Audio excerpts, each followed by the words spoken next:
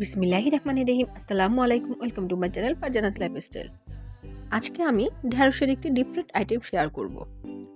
ঢ্যাঁড়স ভাজি, ঢ্যাঁড়স দিয়ে ডাল চচ্চড়ি, ঢ্যাঁড়স দিয়ে মাছ রান্না, বিভিন্ন আইটেমই সবাই খেয়েছেন। বাট আমি আজকে যে রেসিপিটি শেয়ার করব, এভাবে হয়তো ঢ্যাঁড়স রান্নাটা অনেকেরই অজানা। এটা আমার আম্মুর একটি রেসিপি, সো লেটস স্টার্ট।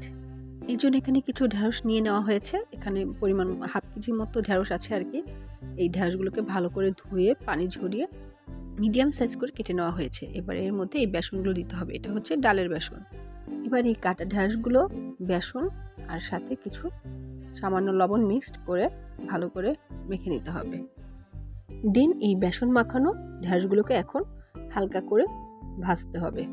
এই জন্য একটি প্যানে পর্যাপ্ত পরিমাণ সয়াবিন তেল নিয়ে একটু তেলটা গরম হয়ে গেলে ঢ্যাঁড়সগুলো দিয়ে হালকা ব্রাউন কালার করে ভেজে তুলতে হবে। এবার অন্য একটি প্যানে পরিমাণ মতো সরিষা তেল দিয়ে এর মধ্যে দিতে হবে হচ্ছে 1 টেবিল চামচ রসুন বাটা, 1 টেবিল চামচ আদা বাটা, 1 টেবিল চামচ জিরা বাটা। এবার এই মশলাগুলোকে হালকা একটু ভেজে এর মধ্যে অ্যাড করতে হবে 1 চামচ হলুদ গুঁড়ো, 1 চামচ লাল মরিচের গুঁড়ো, দেন হাফ কাপ পেঁয়াজ বেরেস্তা। পেঁয়াজটা আগে থেকে ভেজে রাখা হয়েছিল। অ্যাট লাস্ট অ্যাড করতে হবে পরিমাণ মতো লবণ। এবার সব কিছু একসাথে ভালো করে কষিয়ে নিতে হবে। মশলা থেকে যখন তেল ছেড়ে দিবে তখন এর মধ্যে অ্যাড করতে হবে 1 কাপ পরিমাণ খাবার পানি।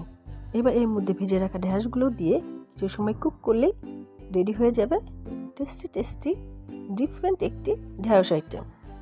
যারা ঢ্যাঁড়স পছন্দ করে তাদের জন্য এই ঢ্যাঁড়সের রেসিপিটি পারফেক্ট একটি রেসিপি। ঢ্যাঁড়স রান্না complete, ready to serve. Tasty different একটি ঢ্যাঁড়স রেসিপি। এটা দেখতে যতটা সুন্দর, খেতেও কিন্তু দুর্দান্ত টেস্ট। কেমন লাগলো অবশ্যই কমেন্টসে জানাবেন। ভালো থাকবেন, আল্লাহ হাফেজ।